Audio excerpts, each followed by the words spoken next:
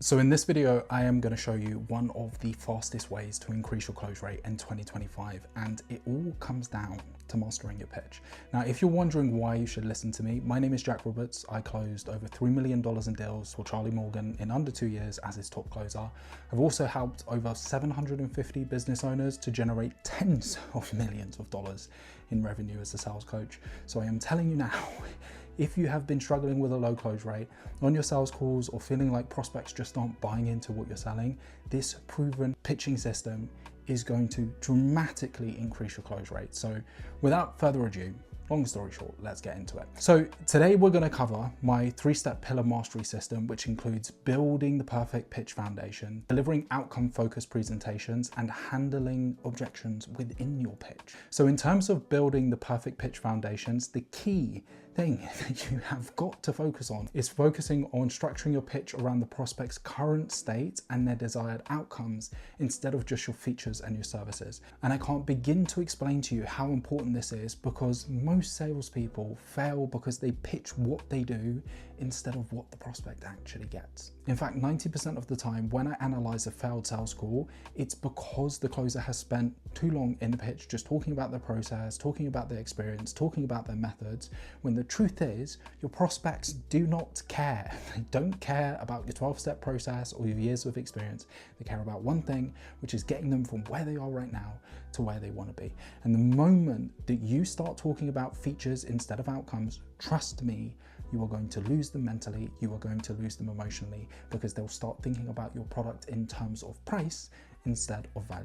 Okay, so the way that you can fix this is by spending more time highlighting how your service can act as a bridge between their current state and their desired outcome by frequently confidence looping. And by this, I mean highlighting how X feature will lead to X outcome, both on a macro level, i.e. within the overarching segments of your pitch, but also on a micro level, i.e. within the nuanced details of your service. And I promise you, it really is just that simple. So if you can just consistently do that, I mean, you're going to start closing way more deals. Now, in terms of delivering outcome-focused presentations, by this, I mean, you have got to tailor your pitch to your prospects. All right, I get it. I know that people are telling you just to have a standardized pitch, just follow it word for word, but it just doesn't work, because when you give generic pitches, you are going to get generic results. Okay, when you present your solution without connecting it to their specific situation, or when you present your solution without connecting it to their specific pain points, you're going to sound like every other salesperson they've spoken to. But when you position your offer as a specific solution to their specific problem with proof that it actually works for people just like them, it becomes an obvious choice. Okay, and this is why my close rate is so high. My close rate is sitting at like 65%, because I never, ever give the same pitch twice. Everything is always tailored to the prospect's unique situations. And in terms of tailoring, that can be tailoring based on their pain points, their current monthly recurring revenue, the number of appointments that they're booking.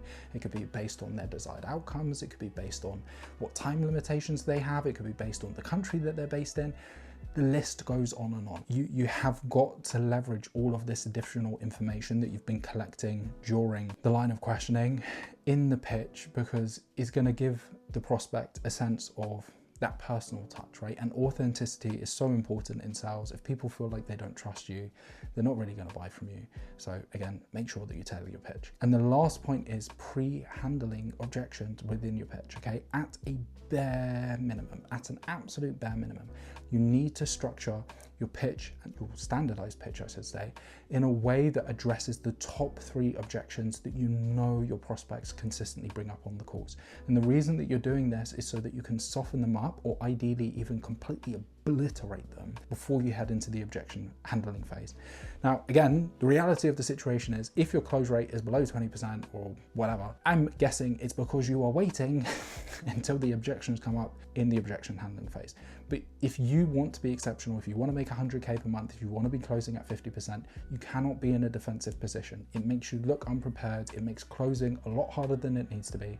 And this is why the best closers handle objections before they even become objections. Okay, this is why you need to proactively address these objections during your pitch, remove mental barriers that are going to prevent the prospect from saying yes, because it will make the back end of the call a lot easier to handle and a lot more straightforward for you to actually be able to work towards the close.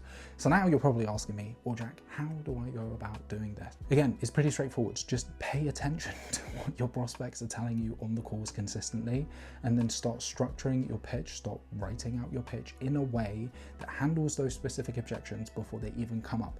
By this, I mean, if you are working, say, for example, with real estate agents, you know that they have often had bad past experiences. So you need to create separation in your pitch between things that they have probably done in the past and what it is that you are doing. Or say, for example, if you're working with business owners who are extremely busy, you know that they're going to have concerns around time. So lean into the aspects where you do done for you, or lean into the aspects where you have automations. Those are just some high level examples, but I think you get the point. So that's it. Now, if you want to have help implementing everything I've covered today and want to master the complete high ticket sales framework that helped me to close over $3 million in deals in under 2 years, full Charlie Morgan, then book a call using the first link in the description to learn more about how I can help you to do that and how I can help you to double your close rate and add 20 to 50K to your monthly reoccurring revenue in the next 90 to 180 days. But with all of that said, I appreciate your time and I will see you just